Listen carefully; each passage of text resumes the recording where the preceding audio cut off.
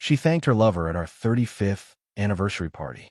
I walked out with evidence of $242,000 she stole from our retirement. 3 days later, our daughter collapsed. The DNA test that could save her life revealed a 28-year lie. That's when I realized the woman I built everything for had been playing me since the beginning. My name is Richard Wallace. I'm 58, and I've spent the last 35 years married to a woman I thought I knew. I built a successful business hauling luxury cars across the country, 7 auto carriers, good drivers on payroll, clients who trust me with their $250,000 vehicles. It's honest work, and it's given us a comfortable life. Not Wall Street money like our son Daniel makes, but solid, respectable. The morning of our 35th anniversary started like any other Thursday. I was up at 5:30, brewing coffee in our kitchen in Sacramento while Beverly slept upstairs. The house was quiet except for the hum of the refrigerator and the distant sound of early traffic on I-80. I planned to take her to that new steakhouse downtown, the one that had been getting good reviews. Nothing fancy, just a nice dinner for the two of us. I was scrambling eggs when Beverly came downstairs. She looked good. She always did. At 55, she still turned heads, something she was very aware of. The yoga classes, the salon visits, the clothes that cost more than they should. I never minded. She worked hard as marketing director at her tech company, pulled in a good salary. She deserved to feel good about herself. "Morning, Bev," I said, plating the eggs. "Happy anniversary." She smiled, but it didn't quite reach her eyes. "All right, 35 years. That's something. That's something. Not, 'I love you,' or 'can you believe it?' Just, that's something." I made reservations at Morgan's for 7. I told her, pouring her coffee. Figured we'd celebrate properly. Beverly sat down, checking her phone before she even touched the eggs. Her thumbs moved quickly across the screen, and I saw the faintest smile play at her lips. "Actually, Richard, I meant to tell you earlier. I have a critical marketing presentation tonight. The whole executive team will be there. I can't miss it." I stood there with the coffee pot in my hand, watching my wife of 35 years type another message to someone more important than me. "On our anniversary. It's just one night," she said, not looking up. "We can celebrate this weekend. You understand, right?" I understood. I understood that for the past 6 months, there had been a lot of late meetings. A lot of weekends where she was too tired to do anything but scroll through her phone. A lot of times when she'd laugh at a text message and then clear her throat when she noticed me watching. "Sure," I said. "This weekend." Beverly finished her eggs quickly, kissed me on the cheek, the same way you'd kiss a brother, and headed out the door. I watched her BMW pull out of the driveway, and something cold settled in my chest. I spent the morning running routes with my drivers, checking maintenance logs, doing the usual Thursday routine. But my mind kept circling back to Beverly's face at breakfast. That smile when she read her phone. The way she couldn't get out of our house fast enough.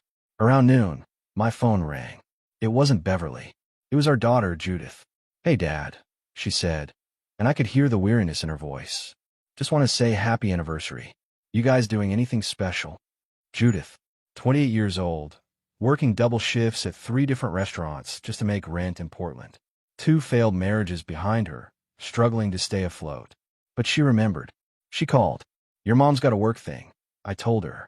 "We'll celebrate this weekend." There was a pause. "Dad, is everything okay? With you and Mom?" "Everything's fine, honey. How are you doing?" We talked for 20 minutes. She didn't ask me for money, but I made a mental note to send her some anyway. I always did, though I never told Beverly about it. Beverly thought Judith needed to figure things out on her own, that helping her was just enabling her failures. That afternoon, I did something I'm not proud of. I logged into our joint bank account, the one we'd had for 30 years, the one where both our paychecks went. I started looking at the transactions from the past 6 months, and that's when I saw them. Charges I didn't recognize. Payments to places Beverly had never mentioned. Transfers to accounts I'd never heard of. My hands were steady as I pulled up the spreadsheet. Years of running a business had taught me to read numbers, and these numbers were telling me a story I didn't want to hear.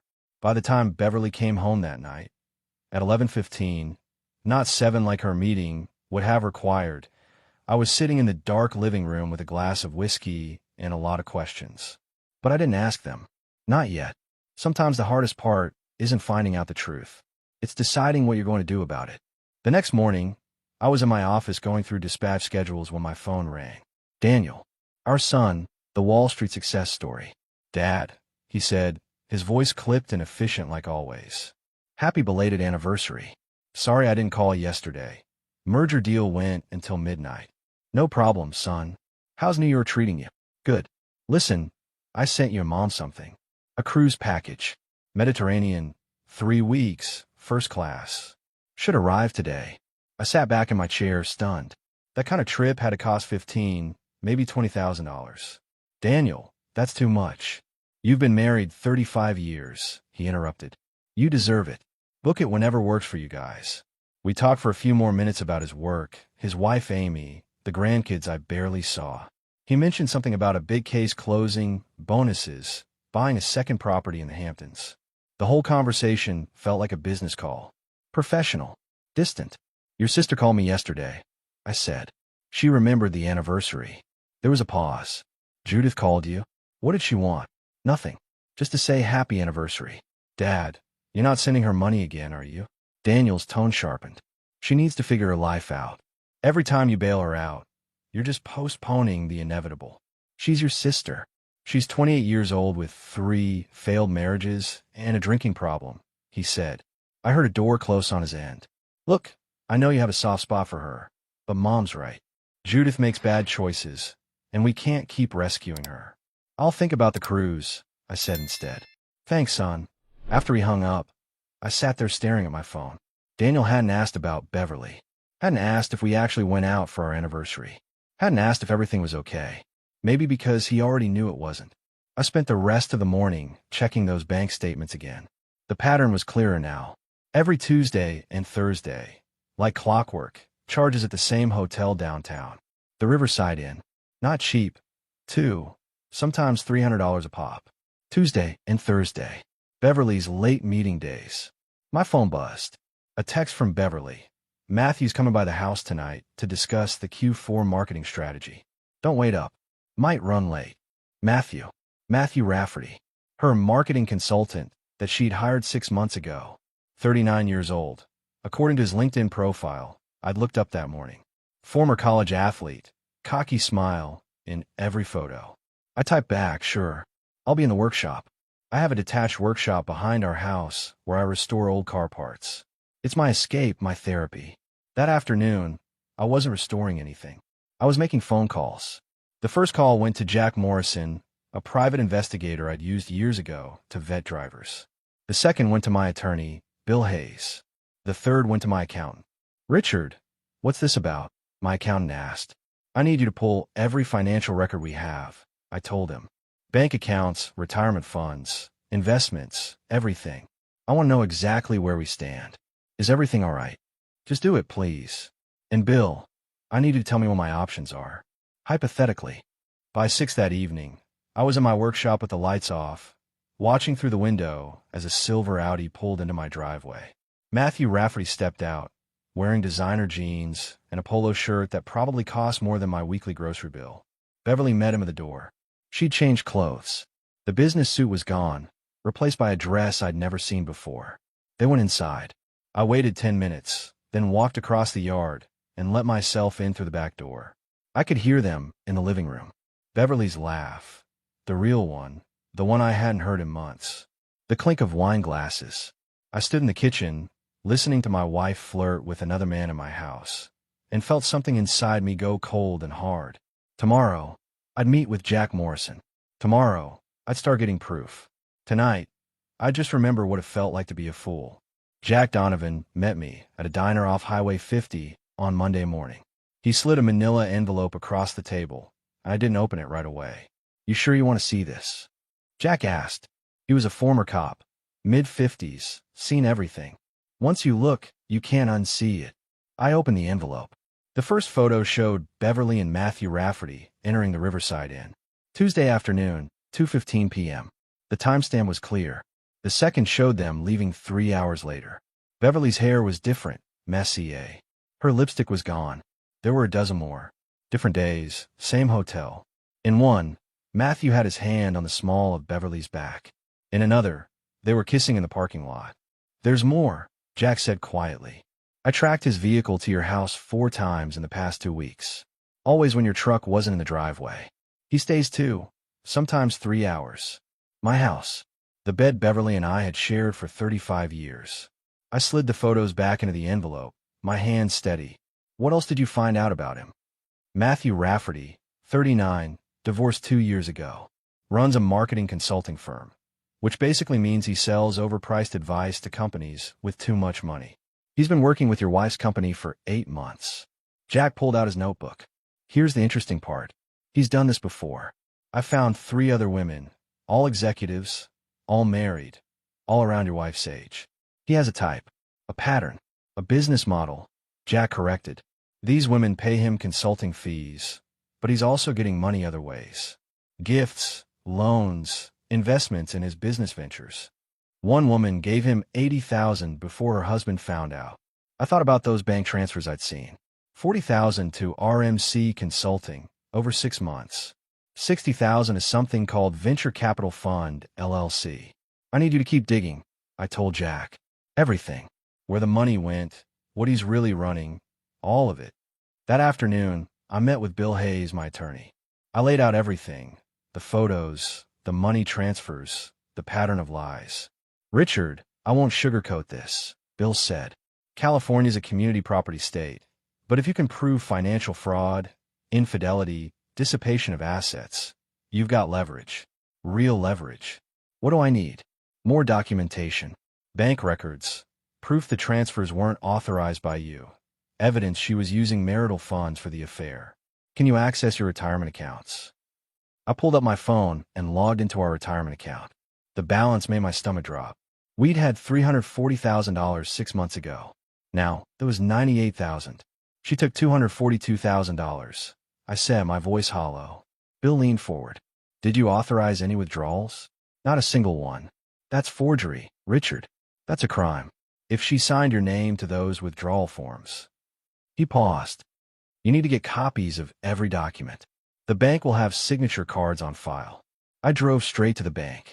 The manager, Linda Foster, had known us for 15 years. Mr. Wallace, I can pull those records, but I have to ask, is everything all right? Just need them for tax purposes, I lied. An hour later, I was sitting in my truck looking at withdrawal authorization forms. Beverly had signed my name to every single one. The signatures weren't even good forgeries. Anyone comparing them to my actual signature could see the difference. My phone rang. Beverly. Richard, where are you? She asked.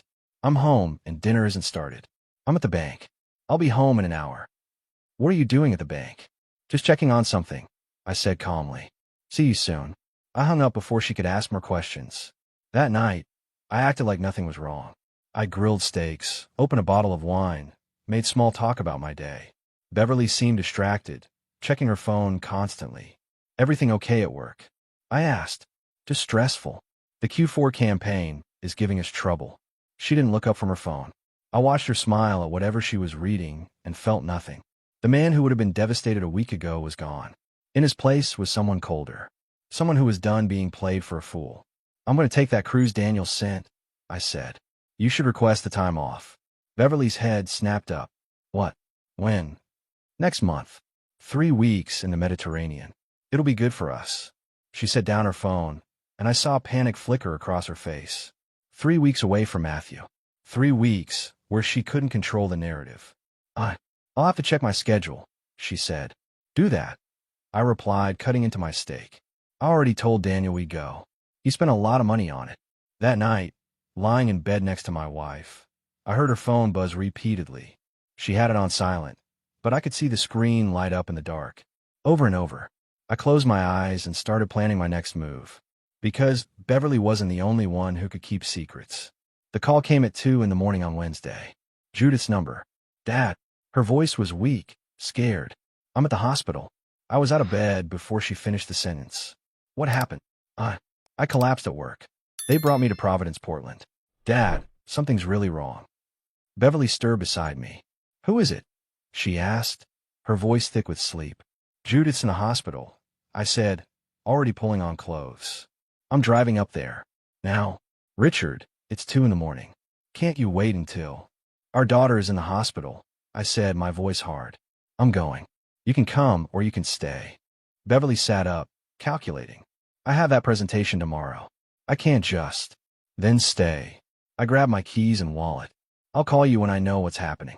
The drive to Portland took 8 hours. I stopped once for gas and coffee, my mind racing. Judith had sounded terrified, and Judith didn't scare easily. Not after everything she'd been through. I got to Providence Portland Medical Center just after 10. Judith was in a room on the 4th floor, looking small and fragile in the hospital bed. Her face lit up when she saw me. Dad. She started crying. I'm so scared. I pulled a chair next to her bed and took her hand. Tell me what happened, honey. I was at work, carrying a tray, and everything went black. When I woke up, I was in an ambulance. She wiped her eyes. They've been running tests all morning. Something about my kidneys not working right. They said something about kidney failure. A doctor came in 20 minutes later. Dr. Sarah Patel, nephrology. Mr. Wallace, she said, shaking my hand. Your daughter's in acute kidney distress. We're running more tests, but she may need a transplant. The words hit me like a freight train. A transplant. We're checking family compatibility first. Living donors are the best option. Are you willing to be tested? Of course. Whatever she needs. They drew my blood that afternoon. Judith dozed on and off, and I sat beside her, holding her hand like I used to when she was little and had nightmares. Beverly called around 3. How is she? They think she might need a kidney transplant. There was a pause. Oh my God. Is it serious? It's her kidneys, Beverly. Yes, it's serious. They're testing me to see if I'm a match. I should come up there. You should. I agreed. But finish your presentation first. I know how important it is. I heard the relief in her voice. I'll drive up tomorrow. Tell Judith I love her. I didn't tell Judith that. I didn't see the point. Daniel called that evening. I filled him in on Judith's condition. A transplant? Dad, that's major surgery. For both of you if you donate. She's my daughter. I get that, but have you thought about the recovery time? Your business? What if something goes wrong? Daniel, she needs a kidney. I'm just saying, there are other options. The transplant list, other donors. She's your sister, I said, my voice cold. Not a business problem to solve. Daniel was quiet for a moment. I didn't mean it like that. I'm just worried about you. Worry about Judith. The test results came back Friday morning. Dr. Patel's face told me everything before she said a word. Mr. Wallace, I need to speak with you privately. We stepped into a consultation room. Dr. Patel sat down and opened a folder. The tests show you're not a compatible donor for Judith, she said. But there's something else. Something unusual. My heart started pounding. What? The genetic markers. Mr. Wallace, based on these results, there's no biological relationship between you and Judith. You're not her father. The room tilted. I gripped the edge of the table. That's impossible. I'm sorry, Dr. Patel said gently. The tests are very accurate. Is there any chance? No. But even as I said it, I knew. The affair with Matthew wasn't Beverly's first. It was just the first time I caught her. I walked back to Judith's room in a daze. She was awake, looking hopeful. Am I a match? She asked. I looked at my daughter, because she was my daughter, blood or not, and made a decision. The tests aren't back yet, I lied. They need to run more. I wasn't going to tell her. Not here, not now, not when she was scared and sick. That was a conversation for later, if ever.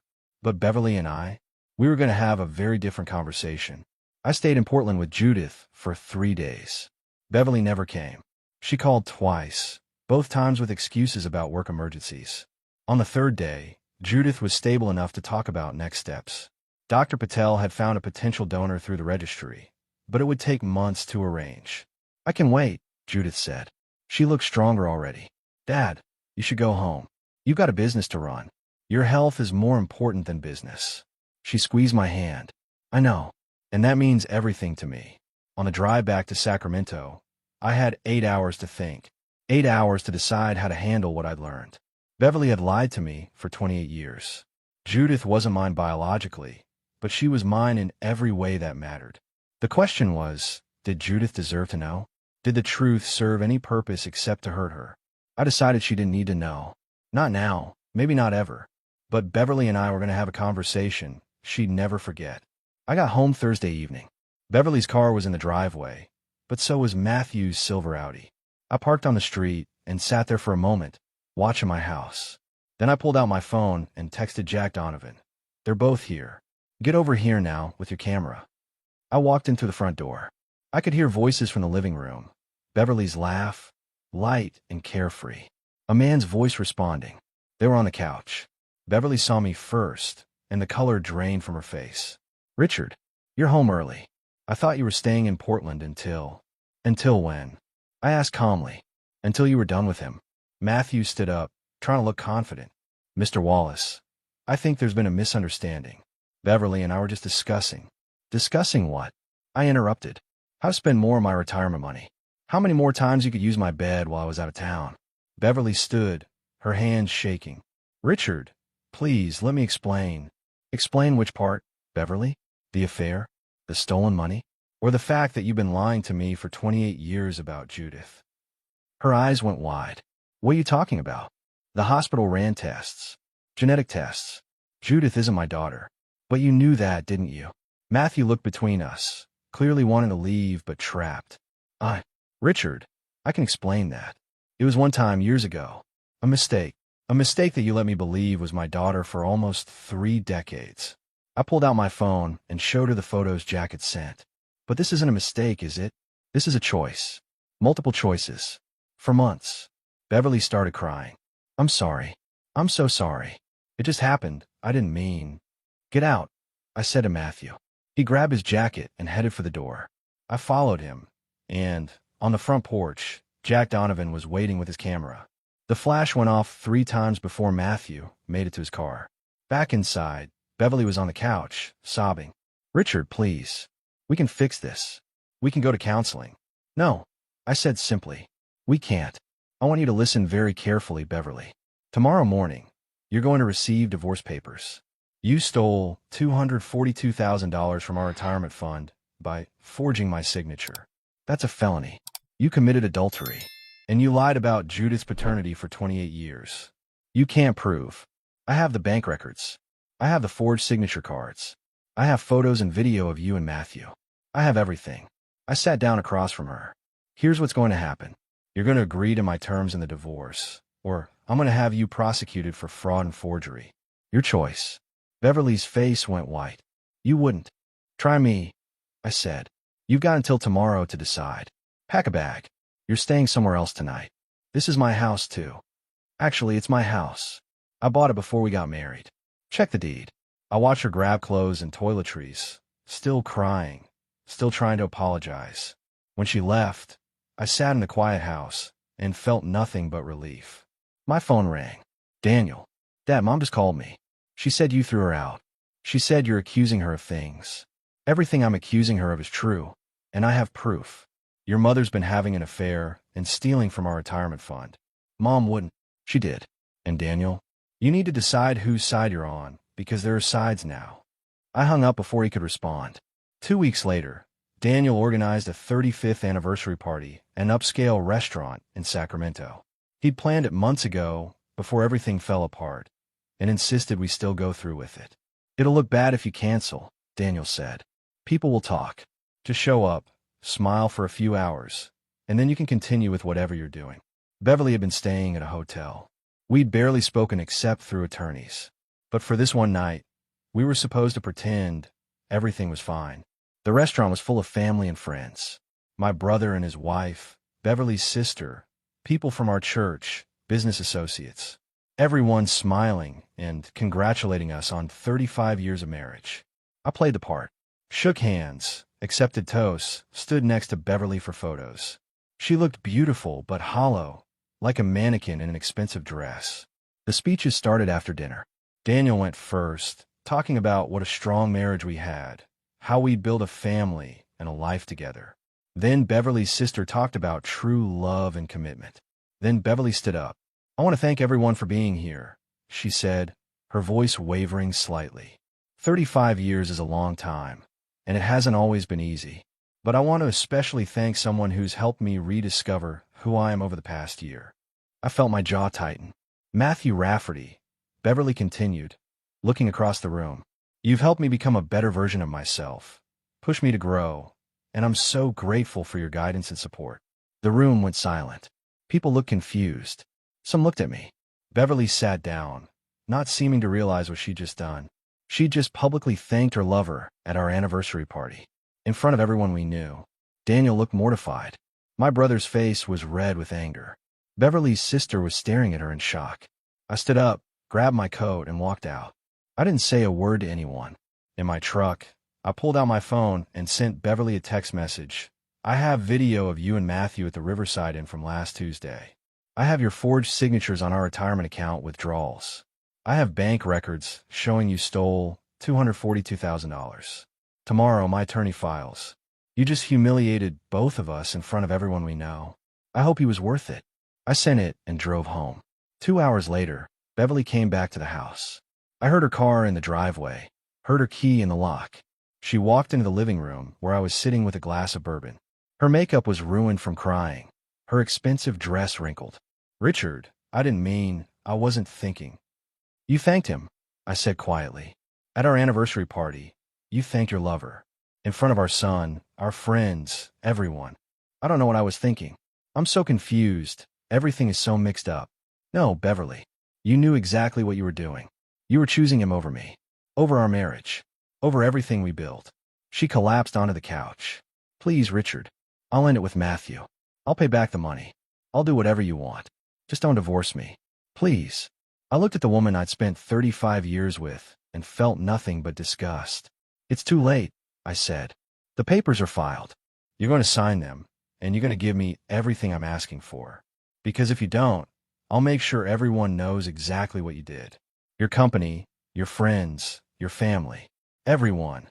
Beverly left that night and never came back. The video from the party went viral in our social circle. Someone had recorded Beverly's speech and shared it. By Monday morning, everyone knew. Beverly's company called her in for a meeting. By Wednesday, she'd been fired for violating their ethics policy and using company resources for personal affairs. Matthew disappeared. His consulting firm shut down overnight. Jack Donovan told me he'd fled to Nevada, where 3 other women were also looking for him. I sat in my house and waited for the divorce to finalize. And I started planning what came next. The week after the party, my phone wouldn't stop ringing. Friends asking what happened. Business associates wanting to know if the rumors were true. Even my pastor called, offering to mediate. I ignored most of them. But when my brother called, I answered. Richard, what the hell happened at that party? He asked. People are saying Beverly thanked her lover in front of everyone. That's exactly what happened. Jesus. And you just walked out. What was I supposed to do? Sit there and smile while she humiliated me. My brother was quiet for a moment. What are you going to do? I'm divorcing her. And I'm making sure she doesn't get a penny she stole. Over the next few days, Bill Hayes and I built our case. We had everything. Forged signatures, bank records showing the theft, photos of the affair, witness statements. Richard, this is airtight, Bill said. Any judge will side with you.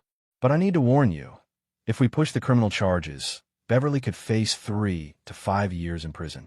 I thought about that. Part of me wanted to see her punished. But another part, the part that remembered 35 years of marriage, hesitated. Let's use it as leverage, I said. She agrees to our terms, or we prosecute. Bill drafted the divorce settlement. Beverly would get nothing from the retirement accounts. I'd keep the house, the business, 70% of all remaining assets. She'd have to repay the stolen money from her portion of the settlement. When Beverly's attorney saw the terms, he called Bill immediately. This is outrageous, he said. You're asking for everything. His client stole over $200,000 and committed adultery. Bill replied calmly. These terms are generous compared to prison time. Beverly fought it for 3 days.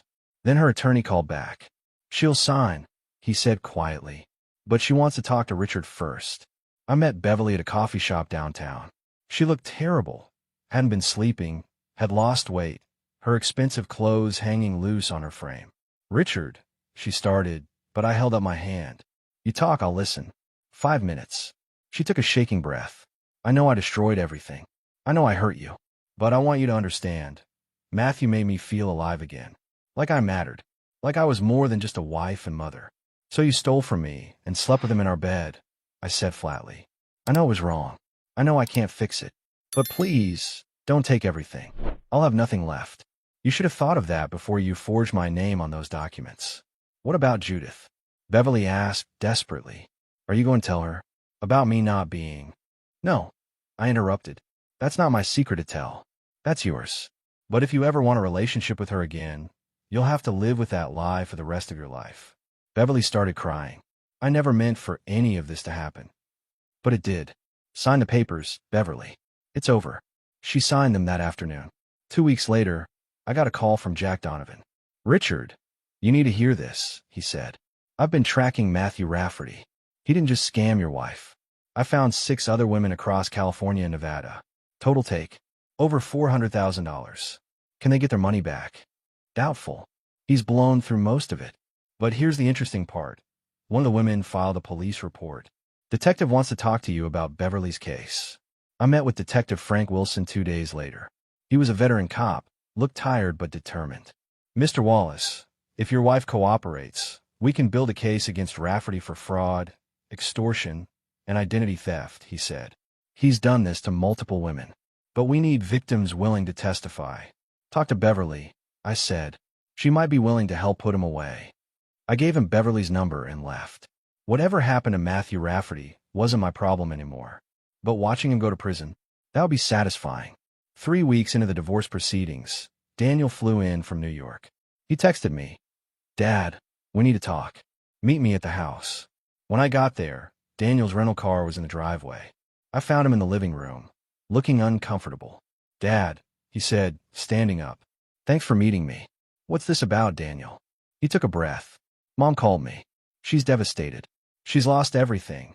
Her job, her marriage, her money. She's living in a 1-bedroom apartment and working temp jobs. She made her choices. I know, but Daniel paused. Don't you think you're being too harsh? She made a mistake. A mistake. I felt my anger rising. She stole $242,000 from our retirement fund. She forged my signature. She had an affair for months. Which part of that was a mistake? People make errors in judgment. Daniel, whose side are you on here? He looked at me, and I saw it in his eyes. He'd already chosen. I'm trying to be fair to both of you, Daniel said carefully. Mom's not evil. She got caught up in something. She got caught up in fraud and adultery, I said coldly. And you're defending her. I'm not defending what she did. I'm saying maybe you push her to it. Maybe if you'd paid more attention to her, made her feel valued. I stood up. Get out. Dad, get out of my house, Daniel. You want to blame me for your mother's choices? Fine, but you don't get to do it under my roof. You're being unreasonable. I'm being unreasonable. I stepped closer. Your mother stole our retirement. Money I worked 30 years to save. Money that was supposed to support us in old age. And you're telling me I pushed her to it. Daniel backed toward the door. I'm just trying to understand. Here's what you need to understand, son. Your mother had a choice. She could have talked to me, could have gone to counseling, could have done 1,000 things besides stealing and lying. She chose this. And you're choosing to defend her. She's my mother, and I'm your father. But apparently, that doesn't matter to you. Daniel left. I stood in the empty house and realized I'd lost more than a wife. I lost my son too. But the next day, my phone rang. Judith. Dad, I heard Daniel came to see you. News travels fast. He called me. Judith said quietly. Told me you kicked him out. Told me you were being unreasonable about Mom. And what do you think? I think Mom made her own choices, and you're allowed to be angry about them. She paused. Dad, I don't know what happened between you and Mom, but I know you. You're not cruel. You're not unreasonable. If you're doing this, you have good reasons. My throat tightened. Thanks, sweetheart. I'm flying down next week, Judith said. I want to see you. And Dad, whatever happened with Mom, whatever she did, you're still my father. That doesn't change. When we hung up, I sat down and let myself feel it. The pain of losing Daniel's respect. The relief of keeping Judith's. A week later, Judith flew to Sacramento.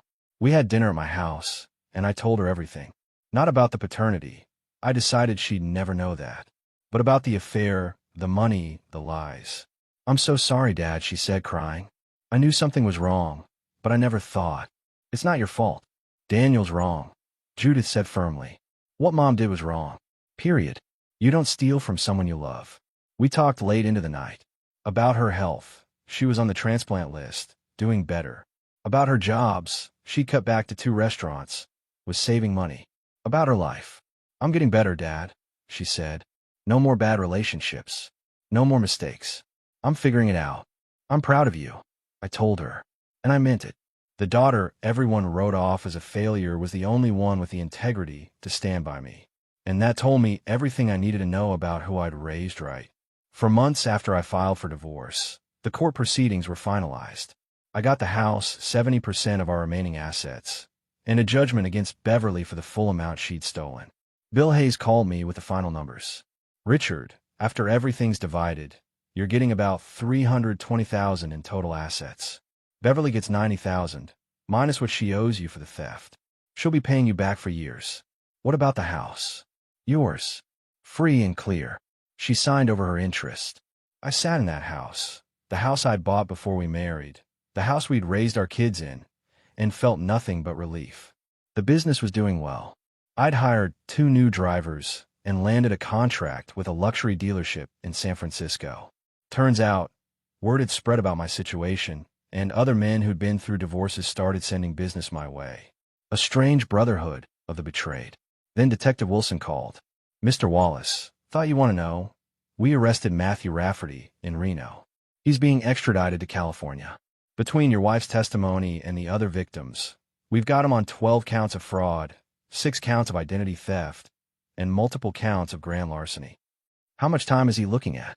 Prosecutors asking for 15 years. With his record and the number of victims, he'll probably get 10 minimum. I thanked him and hung up. Matthew Rafferty was going to prison. Beverly had lost everything. Her job, her marriage, her reputation, her money. Just as I thought. This is what justice feels like. A week later, Beverly called. I almost didn't answer. Richard, she said quietly. I heard about Matthew's arrest. Good. He deserves it. I know. I gave my testimony. Told them everything. She paused. I'm calling because I need to tell you something. Judith called me last week. My hand tightened on the phone. What did she want? She invited me to her apartment in Portland. She wanted to talk. About what? About us. About the divorce. About everything. Beverly's voice faltered. Richard, she asked me point blank if there was anything else I was hiding. Anything about her. My heart stopped. What did you tell her? I told her no. I couldn't. I couldn't tell her the truth. Not about that. She doesn't need to know. For once, we agree on something. She said she wants to have a relationship with me. But there are boundaries now, Beverly continued. She'll see me for coffee occasionally, but I'm not allowed to ask about you or criticize her choices. She made it very clear. She's on your side. Good. Richard, I know I don't have a right to ask, but Beverly took a shaking breath. Do you think you'll ever forgive me? I thought about that question. 35 years of marriage. 2 kids. A lifetime of memories, now poisoned by her lies. I don't know, Beverly. Maybe someday. But forgiveness doesn't mean reconciliation. We're done. We'll always be done. I understand, she whispered. I just wanted you to know. I'm sorry. For all of it. She hung up before I could respond. That night, Judith called. Dad, I saw Mom today. She told me. I needed to hear her side. To understand why she did what she did. Judith paused. She said she was unhappy. That she felt invisible. That Matthew made her feel alive. And what do you think? I think those are excuses. Being unhappy doesn't give you the right to steal and cheat. You were unhappy too, but you didn't destroy everything. No, I didn't. I told her I'd meet her sometimes, but our relationship will never be the same. She broke something, Dad, with all of us. I'm proud of you for setting those boundaries. I learned from the best, Judith said softly. 14 months after the divorce was finalized, I stood in the Portland airport waiting for Judith's flight to land. She got her kidney transplant 3 months ago. The donor was a young woman from Seattle who died in a car accident. Judith had written the family a letter thanking them for the gift of life. The recovery had been tough, but Judith was doing well. She'd cut back to 1 restaurant job, enrolled in community college to study business management, and had been sober for over a year. When she came through the gate, I barely recognized her. She looked healthy, color in her face, energy in her step, hope in her eyes. Dad, she hugged me tight. Thanks for picking me up. Always, sweetheart. We drove to my house. I'd invited her to stay for Thanksgiving week. It would just be the 2 of us. Daniel had declined my invitation, choosing to spend the holiday with Beverly instead. That hurt, but I'd accepted it. Some relationships couldn't be salvaged. Over the next few days, Judith and I fell into an easy rhythm. I taught her basic accounting for her business classes. She helped me organize my home office. We cooked together, watched old movies, talked about everything and nothing. On Thanksgiving Day, as we sat down to dinner, Judith raised her glass. "Dad, I want to make a toast," she said. "A year ago, I was sick, broke, and scared. I'd failed at marriage 3 times. I was working dead-end jobs and drinking too much. Everyone in the family had written me off as a lost cause." "Judith, let me finish," she said gently. "Everyone except you. You never gave up on me. You sent me money when I needed it. You answered my calls at 2 in the morning. You drove 8 hours when I was in the hospital. You stood by me when I had nothing to offer you but problems." My throat tightened. "You're the only person who never asked me to be someone I'm not," Judith continued. "And I want you to know, I'm going to make you proud. I'm going to build a good life. Not for Mom, not for Daniel, but for me. And for you. You already make me proud," I said. We clinked glasses, and I felt something I hadn't felt in a long time. Peace. Later that evening, I got an email from my accountant. Beverly had made her first payment on the money she owed me. $5,000. Only $237,000 left to go. I forwarded it to Bill Hayes with a note. "Keep the pressure on." The next morning, I was in my workshop when my phone rang. Daniel. I almost didn't answer, but something made me pick up. "Dad," he said quietly. "I wanted to call and say, I'm sorry. For taking Mom's side. For making excuses for what she did. I was wrong." I sat down on my workbench. "What changed?" "I had dinner with Mom last week. She spent the whole time complaining about her life, blaming you for everything, acting like she was the victim. And I realized, she hasn't changed at all. She still doesn't take responsibility. No, she doesn't. I should have seen it earlier. Should have stood by you from the beginning." Daniel paused. "I know I can't undo what I said, but I want to try and make things right. If you'll let me." I thought about it. About all the years we'd had before this mess. About the son I'd raised, who'd gotten lost in his success and his mother's lies. "It'll take time, Daniel. Trust isn't rebuilt overnight." "I know, but I want to try." "Then we'll try," I said. "One step at a time." After we hung up, I sat in the quiet workshop and thought about the past year and a half. I'd lost a marriage, lost my savings, lost my illusions about the woman I'd loved for 35 years. But I'd gained something too. I'd gained clarity. I'd gained my self-respect. I'd gained a deeper relationship with my daughter and maybe, eventually, a chance to rebuild with my son. I walked back into the house where Judith was making coffee. She smiled when she saw me. "Everything okay, Dad?" "Everything's good, sweetheart. Everything's really good." I'd spent 35 years building a life with someone who didn't exist. A fantasy version of Beverly that was never real. Now I was building something different. Something smaller, maybe, but honest.